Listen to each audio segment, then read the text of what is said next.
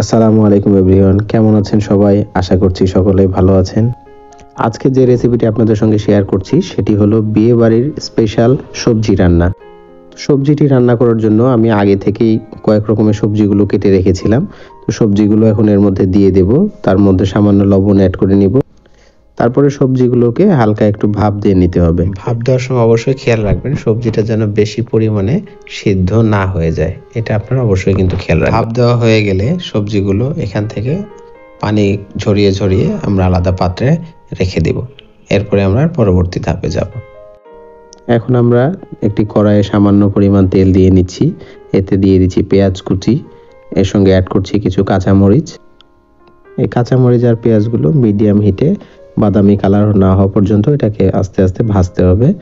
ভাজা হয়ে গেলে এখানে আমরা অ্যাড করে নিচ্ছি দারুচিনি, এলাচ। তারপরে এটাকে সুন্দর করে ভেজে একটু লাল লাল করে নিতে হবে। এখন আমরা অ্যাড করে নিচ্ছি আদা ও রসুন বাটা, তার সঙ্গে অ্যাড করছি বাদাম বাটা। এরপরে আমরা এখানে অ্যাড করছি সামান্য পরিমাণ পানি।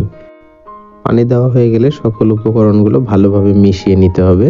এটা সুন্দরভাবে মিশিয়ে নেওয়ার পরে এখানে সামান্য পরিমাণ অ্যাড করছি টক দই। টক দই দেওয়ার সময় অবশ্যই আমাদেরকে খেয়াল রাখতে হবে চুলার হিটটা যেন লো হিটে থাকে, তাছাড়া টক দইগুলো দলা পেকে যেতে পারে। এখন দিয়ে নিচ্ছি পরিমাণ মতো গুঁড়া মরিচের গুঁড়ো, এরপরে দিচ্ছি স্বাদ মতো লবণ, তার সঙ্গে অ্যাড করছি গরম মশলা গুঁড়ো, তার সঙ্গে দিয়ে দিচ্ছি জিরার গুঁড়ো। উপকরণগুলোকে ভালোভাবে মিশিয়ে এটাকে কষিয়ে নিতে হবে। মিডিয়াম হিটে এটাকে আস্তে আস্তে আমরা কষিয়ে নিব। সামান্য কষিয়ে নেওয়া হলে এখানে আমরা অ্যাড করছি সামান্য পরিমাণ টমেটো সস, তার সঙ্গে অ্যাড করছি সয়া সস। তারপরে সব উপকরণগুলো আবার ভালোভাবে মিশিয়ে এটাকে আবার কিছুক্ষণ নেড়েচেড়ে কষিয়ে নিব। এরপরে আমরা ভাপ দিয়ে রাখা সবজিগুলো এখানে অ্যাড করে নিব।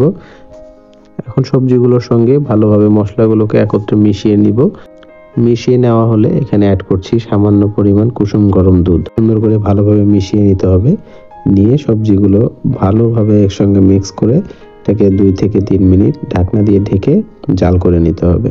2 থেকে 3 মিনিট রান্না করার পরে ঢাকনাটা উঠিয়ে আবার এটাকে সুন্দরভাবে নেড়েচেড়ে নিতে হবে।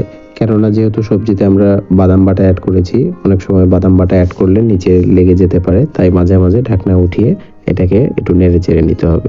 আমরা সবজিতে যেহেতু গরম দুধ অ্যাড করেছি সেই জন্য আমরা এখানে আর কোনোভাবে পানি ইউজ করব না।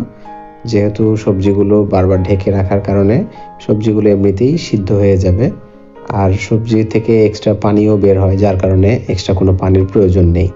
এখানে আমরা এখন অ্যাড করে নিচ্ছি 2 চামচের মতন কর্নফ্লাওয়ার, তার সঙ্গে 3 চামচ পানি। পানিটা আমি আগে থেকে মেপে রেখেছিলাম, এই জন্য আর আমি মেপে নেইনি।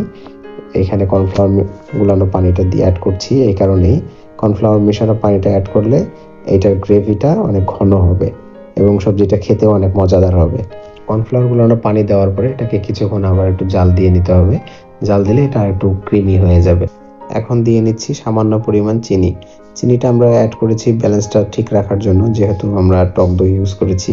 এরপরে সুন্দর একটা স্মেলের জন্য আমরা এখানে অ্যাড করছি ঘি। ঘি অ্যাড করলে সবজির টেস্টও দ্বিগুণ বেড়ে যাবে এবং খেতে অনেক ভালো লাগবে। ঘিটা দেওয়ার পরে এটা সুন্দর করে ঘিগুলোকে আবার মিক্স করে নিব। এখন আপনারা দেখতেই পাচ্ছেন সবজিটা কত ক্রিমি হয়েছে এবং এটা খেতেও অসম্ভব ভালো লাগবে। এখন আপনারা এটাকে গরম গরম পোলাওয়ের সঙ্গে পরিবেশন করুন। পোলাওয়ের সঙ্গে এই সবজিটা খেতে অসম্ভব ভালো লাগে। ভিডিওটি ধৈর্য সহকারে দেখার জন্য অনেক ধন্যবাদ। ভিডিওগুলো ভালো লাগলে লাইক, কমেন্ট, শেয়ার দিয়ে পাশে থাকবেন।